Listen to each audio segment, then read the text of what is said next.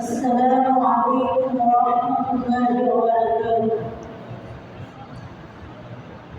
إن الحمد لله نحمده ونستعينه ونستغفره ونعوذ بالله من شرور أنفسنا ومن سيئات أعمالنا، من يهده الله فلا مضل له ومن يضلل فلا هادي له، ونشهد أن لا إله إلا الله وحده لا شريك له، وأشهد أن محمدا عبد الله ورسوله الذي أرسله بالحق بشيرا ونذيرا وداعيا إلى الله بإذنه وسراجا منيرا.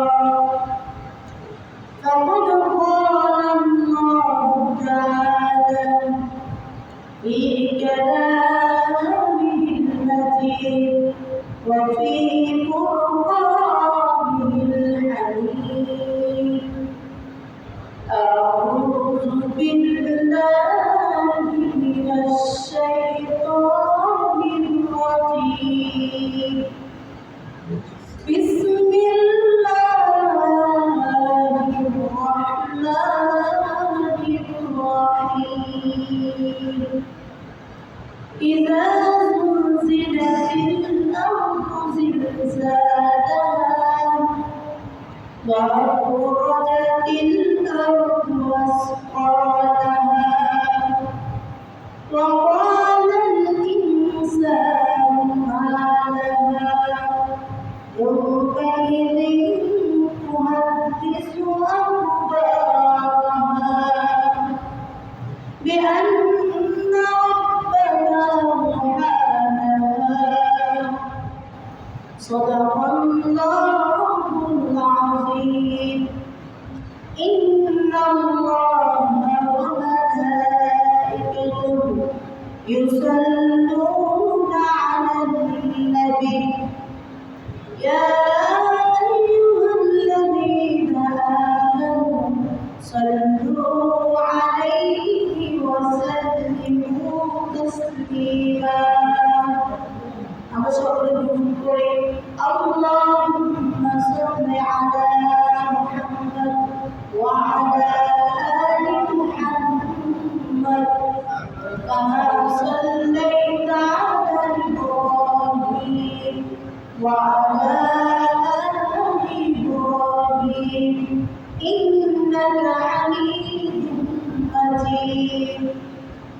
اللهم بارك على محمد وعلى آل محمد كما باركت على إبراهيم وعلى آل إبراهيم إنك حميد مجيد. আমার সামনে উপবিষ্ট সম্মানিত মুসলিম এবং মাইকের আওয়াজ যতদূর পর্যন্ত যায়, আমরা যারা আল্লাহর ঘর মসজিদে হাজির হতে পেরেছি, বসতে পেরেছি, জুমার নামাজ আদায় করার নিমিত্তে আসছি, মহান মহিয়ান প্রভু আমাদের রব, তিনি আমাদেরকে মসজিদে আসা এবং বসার তৌফিক দিয়েছেন। আমরা সেজন্য করছি আলহামদুলিল্লাহ। আর আলহামদুলিল্লাহ। তার সাথে সাথে আমরা প্রথমে মহান রবের কাছে মস্তক অবনত করে শুকরিয়া আদায় করছি, যিনি আমাদেরকে এই এলাকা থেকে বাছাইকৃত করে মসজিদে আসা এবং বসার তৌফিক দিয়েছেন। আমরা সেজন্য আল্লাহর দরবারে আল্লাহর শুকরিয়া আদায় করি। আলহামদুলিল্লাহ। বিশ্ব মানবতার মুক্তির হযরত মুহাম্মদ সাল্লাল্লাহু আলাইহি ওয়াসাল্লামের উপর দুরূদ প্রেরণ করছি সাল্লাল্লাহু আলাইহি ওয়াসাল্লাম।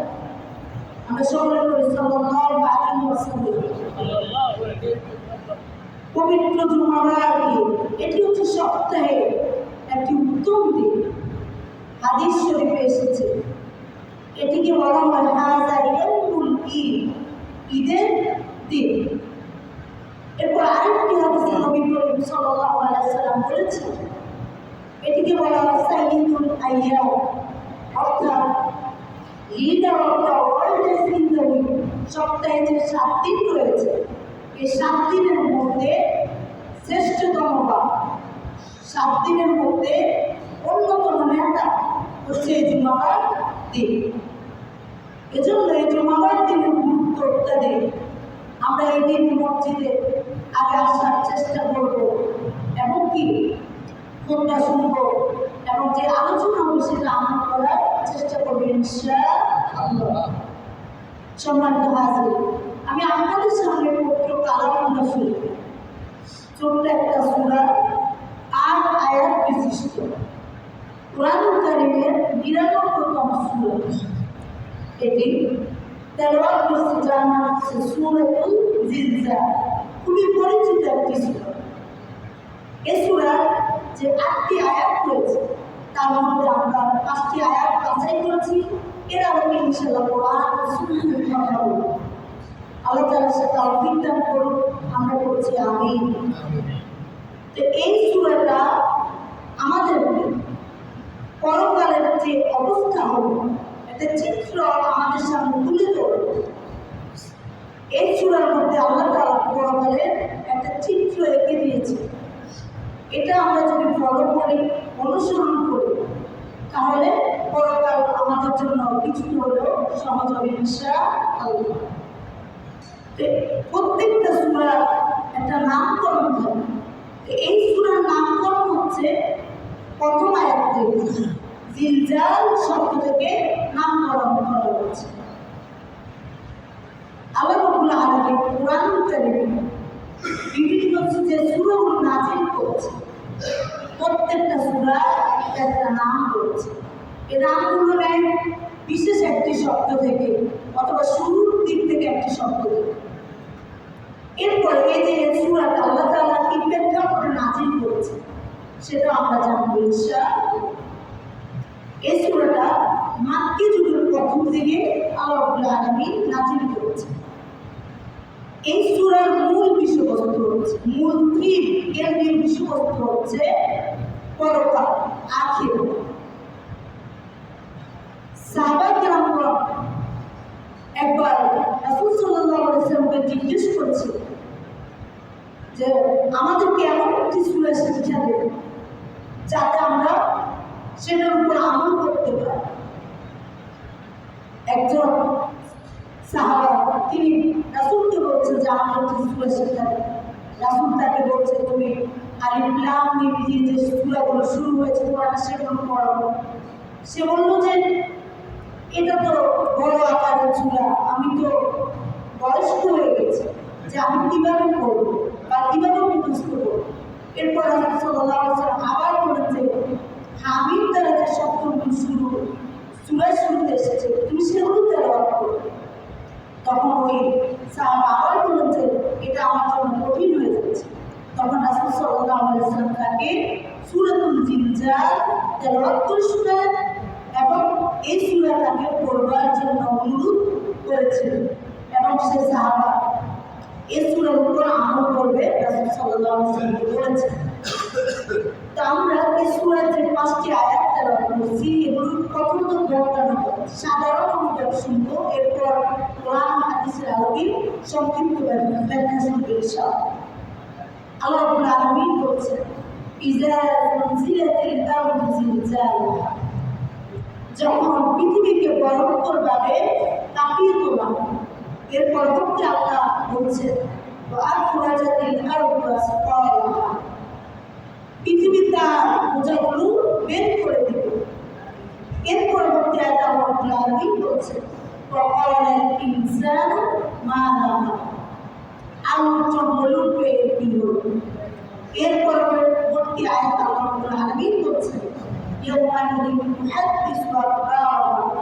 সেদিন সে তার সংবাদ জানিয়ে দেবে। এরপর আল্লাহ কারণ তার রব তাকে রূপ নির্দেশনা দিবে, সে সব জানিয়ে দেবে। এই ছিল এই 5টি আয়াতের সাধারণ উত্তর। তা আমরা প্রথম আয়াত তাফসীরে যাচ্ছি। আল্লাহ বলছেন ইযা যুলজিলাতিল আরদু জিলজালাহা, যখন পৃথিবীকে ভয়ঙ্করভাবে কাঁপিয়ে তোলা হবে। এর মানে কি? কখন কাঁপিয়ে তোলা হবে? রাসূল সাল্লাল্লাহু আলাইহি ওয়াসাল্লামকে সাহাবারা জিজ্ঞেস করলেন, তখন রাসূল সাল্লাল্লাহু আলাইহি ওয়াসাল্লাম বললেন, কিয়ামতের দিনে পৃথিবীকে ভয়ঙ্করভাবে কাঁপিয়ে তোলা হবে। সেদিন কিয়ামত সংঘটিত হয়ে যাবে। যখন পৃথিবীকে ভয়ঙ্করভাবে কাঁপিয়ে তোলা হবে, তখন সকলে আচমক হয়ে যাবে, বিস্ময়কর হয়ে যাবে, চিন্তিত হয়ে যাবে। ইসরাফিল আলাইহিস সালামের সিংহের ফুৎকার যখন দিবেন, তখন এই পৃথিবী কাঁপিয়ে তুলবে, ভয়ঙ্কর ভূমিকম্প হবে। সাধারণত ভূমিকম্পগুলো কেন? আমাদের এই পৃথিবীতে মাটির নিচে যে অনেক স্তর রয়েছে, শিলার স্তর রয়েছে, খনিজ সম্পদের স্তর রয়েছে, প্রাকৃতিক সম্পদের স্তর রয়েছে। তো এই সম্পদগুলোর মধ্যে যখন বিভিন্ন বিকিরণ সৃষ্টি হয়, ঘর্ষণ সৃষ্টি হয়, সে প্রভাবে ভূমিকম্প সৃষ্টি হয়। তো এই ভূমিকম্প সৃষ্টির সাথে আল্লাহ তুলনা করছে যে কেন সৃষ্টি হয় এগুলো। তোমাদেরকে কিয়ামত যখন সংঘটিত হবে, পৃথিবীকে ভয়ঙ্করভাবে কাঁপিয়ে তোলা হবে। সাধারণত ভূমিকম্প হলে যেভাবে কাঁপিয়ে তোলা হয়, যে পৃথিবী যেভাবে কাঁপিয়ে উঠে, তার চেয়েও ভয়ঙ্কর হবে ওই কিয়ামতের দিন। এজন্য এই ভূমিকম্পগুলো আমাদেরকে সতর্ক করে, যেন আমরা আল্লাহ তাআলার ইবাদত করতে পারি, সময়কে কাজে লাগাতে পারি। এই দুনিয়ার ভূমিকম্পগুলো কিয়ামতের পূর্বে আল্লাহ তাআলা বেশি বেশি দেবে। যখন আপনার নাচ গান বেড়ে যাবে, সমাজে অশ্লীলতা বেড়ে যাবে, জিনা ব্যভিচার বেড়ে যাবে, আমানত রক্ষা করতে পারবে না, মসজিদের কর্ণধার যে হওয়ার কথা, যার যোগ্যতা আছে সে হবে না, রাষ্ট্রের যে কর্ণধার হওয়ার কথা সে যদি না হয়, তখনই আল্লাহ তাআলা ভূমিকম্পগুলো প্রেরণ করেন, পাঠায় আমাদের সতর্ক হওয়ার জন্য। তো কিয়ামতের দিন এই পৃথিবীটা ভয়ঙ্করভাবে কাঁপিয়ে তুলবে আল্লাহ। সেদিনের আগে আমাদেরকে আল্লাহর ইবাদত এবং অন্যান্য যত সকল ইবাদত রয়েছে, সকল কিছু যাতে পালন করি, সেজন্য ইসলামের প্রথম আয়াতে বলা হয়েছে। এরপর দ্বিতীয় আয়াতে আল্লাহ রাব্বুল আলামিন বলছেন, পৃথিবী তার বোঝাগুলো বের করবে। এর 3টা অর্থ রয়েছে। পৃথিবী তার বোঝাগুলো বের করে দেবে মানে যে খনিজ সম্পদগুলো রয়েছে সেগুলো বের করে দেবে একটা। দ্বিতীয়ত হচ্ছে পৃথিবীর উপরে যত কিছু আছে সব বিচূর্ণ ভেঙে যাবে। তৃতীয়ত হচ্ছে যে যারা কবরে চলে গেছে, মৃত রয়েছে, তাদেরকেও পৃথিবী কি ওই ভয়াবহ দিনে বের করে দিবে, তুলে দিবে। আল্লাহ রাব্বুল আলামিন কোরআনের সূরা ইসরাতে বলেছেন, ওয়া আলকাত মা ফিহা ওয়া তাখাল্লাত, যা কিছু এর ভিতরে রয়েছে সব কিছু সে উপড়ে দিবে, ভূমি করে দিবে। হাদিসে এসেছে যে ওই ভয়াবহ দিনে এই পৃথিবীটা তার ভিতরে যা কিছু রয়েছে, বাইরে যা কিছু রয়েছে সব কিছু কি ভূমি করে দেবে। তো এই জন্য ইসরাফিল আলাইহিস সালাম যখন দ্বিতীয় সিংহার উত্তর দিবে, তখন পৃথিবী তার সমস্ত কিছু বের করে দিবে। পৃথিবীর ভিতরে যত কিছু রয়েছে তারপরে আমাদের পৃথিবীতে যত সম্পদ রয়েছে, যত অর্থবিত্ত রয়েছে, আমরা যেগুলো ছুটতেছি বর্তমান, এই যেদিন পৃথিবীকে ভয়ঙ্করভাবে কাঁপিয়ে তোলা হবে, সেদিন এই বস্তুগুলোর দিকে আমাদের কোনো লক্ষ্য থাকবে না। তখন সেগুলো দেখলে মনে হবে যে আমি কেন দুনিয়াতে হাত বাড়িয়ে দিয়েছি চুরির পথে, অন্যায়ের পথে, অস্থিরতার পথে, কেন আমি সম্পদ অর্জনের জন্য বারবার প্রতিযোগিতা করছি।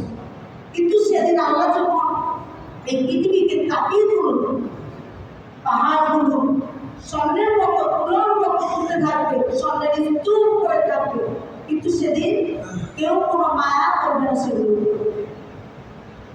আল্লাহ রাব্বুল আলামিন বলছে সূরা তাকাসুর আল-হাকুমুত তাকাসুর হাত্তা যুরতুমুল মাকাবির, বেশি বেশি পাওয়ার প্রতিযোগিতা তোমাদেরকে গাফেল করে ফেলেছে যতক্ষণ না পর্যন্ত তোমরা কবরে পৌঁছানো।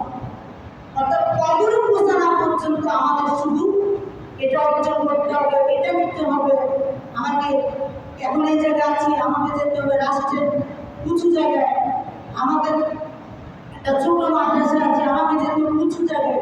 এই যে আমাদের এগুলো যে প্রতিযোগিতা রয়েছে এগুলো আমাদেরকে গাফেল করে ফেলে। সেজন্য আল্লাহ আমাদেরকে সতর্ক করেছেন সূরা তাকাসুরে যে তোমরা এগুলোর প্রতি দরজা করিও না।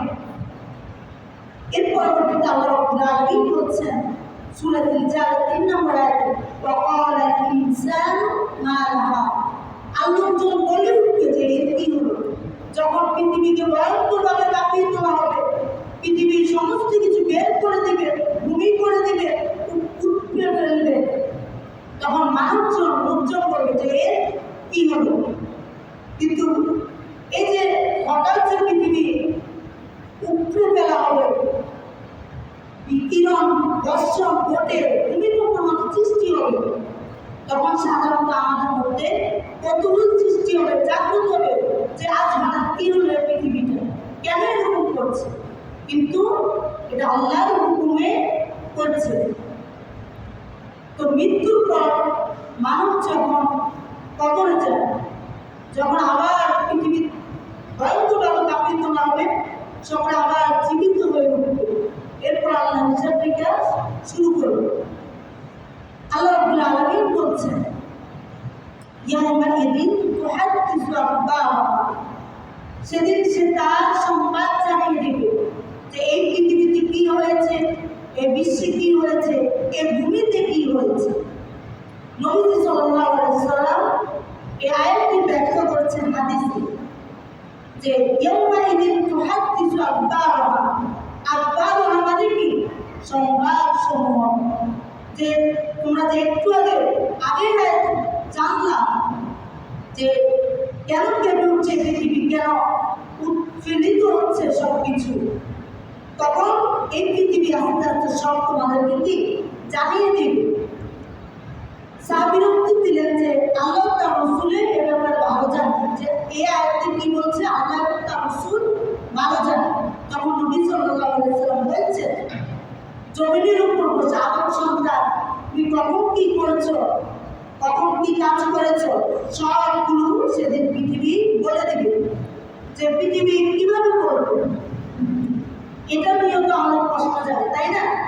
আল্লাহ রাব্বুল আলামিন দেখেন আমাদেরকে যে সৃষ্টি করেছে, একসময় আমরা কথা বলতে পারতাম না, পরবর্তীতে আল্লাহ তাআলা আমাদেরকে ভাষা শিক্ষা দিয়েছে, এরপর আমরা কথা বলতে পারতেছি। যেমনিভাবে আমরা মায়ের গর্ভ থেকে জন্ম নিয়ে কথা বলতে পারি না, আস্তে আস্তে সময় হলে বলতে পারি, তেমনিভাবে এই যে আল্লাহ যে একটা সময় সিস্টেম করে দিয়েছে কথা বলার জন্য, সেদিন ওই ভয়াবহ অঙ্কুরের দিনে আল্লাহ তাআলার আদেশে জমিনও কথা বলা শুরু করবে যে এই জমিনের উপর আমরা কি করেছি, কি ভালো কাজ করেছি, কি খারাপ কাজ করেছি। তখন এই জমি রাজ সাক্ষী হয়ে যাবে আমাদের পক্ষে বিপক্ষে। আমরা যদি ভালো কাজ করি তাহলে এই জমি সাক্ষী দিবে ভালো, আর আমরা যদি খারাপ কাজ করি এই জমির সাক্ষী দিবে খারাপ। এর পরবর্তীতে আল্লাহ রাব্বুল আলামিন আমাদের যে অঙ্গপ্রত্যঙ্গগুলো দিয়েছে এগুলো এক একটা পর এক একটা আল্লাহকে সব খবর দিয়ে দিবে যে আমরা কি করেছি। এজন্য আমাদেরকে যা করতে হবে ভেবেচিন্তে করতে হবে, কোরআন ও সুন্নাহ আলোচনা করতে হবে। আল্লাহ রাব্বুল আলামিন বলছেন বিআন্না রাব্বাকা আ'লা, তো যে কারণ তার রব তাকে কথা বলার আদেশ দিবে, যে হাতকে, এই মুখকে, এই অঙ্গ প্রত্যঙ্গ সমূহকে কথা বলার জন্য অনুমতি দিবে, তখন এগুলো অটোমেটিক কথা বলবে। ইবনে আব্বাস রাদিয়াল্লাহু তাআলা আনহু এই বিষয়ে বলছেন জমিনের রব সেদিন বলবে আমাকে সব ভুলে পড়ো, জমিন তখন বলা শুরু করবে। জমিন হবে সেদিন সবচেয়ে বড় রাজসাক্ষী। এর পরবর্তীতে আল্লাহ রাব্বুল আলামিন বলছেন ইয়াউমাইযিন ইয়াসদুরুন নাস ওয়াশতাতা লিউরাউ সেদিন মানুষ বিভিন্ন দলে ছুটে আসবে যাতে তার আমল নামা দেখতে পায়। সে দুনিয়াতে কি করেছে না করেছে আল্লাহ তাআলা সে ভয়াবহ দিনে কিয়ামতের দিনে আমল নামা পেশ করবে। সেটা দেখার জন্য মানুষ কতগুলো হয়ে যাবে, দৌড়বে, বিক্ষিপ্তর মতো ছুটে চলবে। তো তখন যদি আমরা দুনিয়াতে যদি ভালো কাজ করে থাকি, আল্লাহ রাব্বুল আলামিন যারা ভালো কাজ করবে তাদের আমল নামা দিবে ডান দিক দিয়ে ডান হাতে, আর তারা থাকবে কোন পথে? ডান পথে। ডান পথে হিসেবে তারা সব আল্লাহ রাব্বুল আলামিনের জান্নাতে চলে যাবে। বলে সুবহানাল্লাহ। আর যারা দুনিয়াতে খারাপ কাজ করছে, অশ্লীল কাজ করছে, ব্যয়াপনা করছে, জেনা করছে, ব্যভিচার করছে, অন্যায় করছে, হালাল হারাম মানে নাই, সুদ খেয়েছে, ঘুষ খেয়েছে, তাদের আমল নামা আল্লাহ রাব্বুল আলামিন সে ভয়াবহ দিনে বাম দিক দিয়ে বামাতে দিবে। আর তারা স্বয়ং চলে যাবে কোথায়? জাহান্নামে। তাহলে কি আমরা জান্নাতে যেতে চাই নাকি জাহান্নামে যেতে চাই? আমরা সকলে জান্নাতে যেতে চাই, ঠিক কিনা? আল্লাহ তাআলা আমাদেরকে সে বিভীষিত দিনে তার জান্নাতের মেহমান করে দিকে আমরা বলি আমিন। যেদিন এই আমলনামাগুলো পেশ করবে, যখন আল্লাহ ডাক দিবে আমলনামা পেশ করার জন্য, তখন সবাই ছুটে চলবে, এক সময় এক কাতারে দৌড় দিবে যাবে আমলনামা দেখতে। কিছু পথ চলার পর যাদের আমলনামা খারাপ তারা পিছিয়ে পড়ে যাবে, পিছপা হয়ে যাবে, জাহান্নামে পড়ে যাবে। আর যাদের আমলনামা ভালো তারা আল্লাহ তাআলার জান্নাত দিদারের দিকে অগ্রসর হতে থাকবে। সুবহানাল্লাহ। সেজন্য আমরা ভালো কাজ করব, ভালো আমল করব। আল্লাহ তাআলা সেদিন বলবে যে আমতাকুল ইয়াউমা আইয়ুহাল মুজরিমুন, ও অপরাধীরা আজ তোমরা আলাদা হয়ে যাও। আল্লাহ তাআলা সেদিন জমকাবে এটি বলবে। সেজন্য আমাদেরকে ভালো কাজ করতে হবে যাতে আমরা আল্লাহর শাস্তি না পাই। এর পরবর্তীতে এই সূরা জিলজালা রাব্বুল আলামিন বলেছেন ফামান ইয়া'মাল মিসকালা যাররাতিন খায়রান ইয়ারা, যে অনুপরিমাণ ভালো কাজ করবে সে তাই পাবে, সে তা দেখতে পাবে কোথায়? তার আমলনামা। এই যে এই অনুটাকে, এই অনুকে বিজ্ঞানের ভাষায় পরমাণুর যে অণু রয়েছে সেগুলো বলেন বিভিন্ন কণা, যেগুলো আমরা দেখতে পারি না। সাধারণত আমরা যখন শীতকালে যদি জানালা খুলে দিই, জানালা বাদ দিয়ে যদি রৌদ্র আসে পড়ে, দেখবেন রোদের মধ্যে ছোট ছোট বিন্দু কণা উঠতেছে, ঠিক না? সেগুলো আমরা কিন্তু কখনো ধরতে পারি না, ছুঁইতে পারি না। ঠিক আল্লাহ তাআলা আজও বলছেন যে ওই বিন্দুগুলোর পরিমাণ যদি কেউ ছোট্ট অনুপরিমাণ ভালো আমল করে সে তার আমলনামায় দেখবে। সুবহানাল্লাহ। মদিনায় দুজন লোক বাস করত। একজন লোক যখন তার কাছে মানুষ আসতো সাহায্য চাইতে, সে তার সম্পদ অল্প ছিল, তাই সে কি করতো? দান করতো না। সে পারলে অর্ধেক রুটি বা অর্ধেক খেজুর কি দান করতে পারতো যে সাহায্য চাইছে তাকে। কিন্তু ওই লোকটা তার সম্পদ অল্প ভেবে কি করতো? দান করতো না। তা আল্লাহ রাব্বুল আলামিন ওই লোকটা প্রেক্ষাপটে আয়াতটি নাযিল করেছেন যে ইয়াউমাইদিন ফামান ইয়া'মাল মিসকালা যাররাতিন খায়রান ইয়ারা, যে ভালো কাজ করবে, যে অনুপরিমাণ আপনার আমার সম্পদ যে অল্প আছে, এই অল্প সম্পদ থেকে যদি আমরা অল্প পরিমাণ আল্লাহর পথে দান করি, তাহলে এই অল্প পরিমাণ আমলে আমার কি নাজাতের জন্য, পরকালের জন্য যথেষ্ট হয়ে যাবে। সুবহানাল্লাহ। তো আরেকজন লোক ছিল, তার সম্পদ ছিল, সে দান করত, সে আবার কোনো কাপড় করতো না, তবে মাঝে মধ্যে হাস্যচল উদাসীন হয়ে যায়। তাহলে তাকে আবার লাগাম দেওয়ার জন্য বলছে যে তুমি দান করে মানুষকে খোঁটা দিবে না, হালকাভাবে নিবে না, তুমি দগ্ধ করবে না, অহংকার করবে না। এজন্য যদি আমরা দান করি, কাউকে হাত বাড়িয়ে দিই সাহায্যে, সেদিন যদি সেটা যত ছোট্ট পরিমাণে হোক আমাদের আমলনামায় উঠে যাবে। এবার সেটাও আপনি একজন পথচারীকে পথ দেখিয়ে দিয়েছেন, এই আমলটা আপনার আমলনামায় উঠবে না। আপনি যদি একজন লোককে সালাম দিয়েছেন, এই আমলটা উঠবে। আপনি যদি একজন লোককে মুসাফা করেছেন,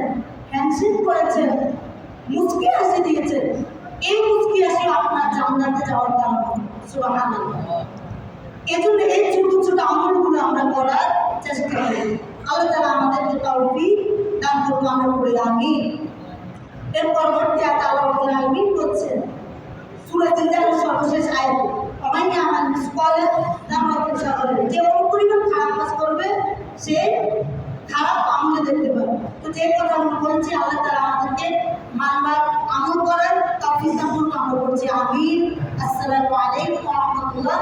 যারা কাবলা জমা সুন্নত বাকি আছে চাইলে কাবলা জমা করে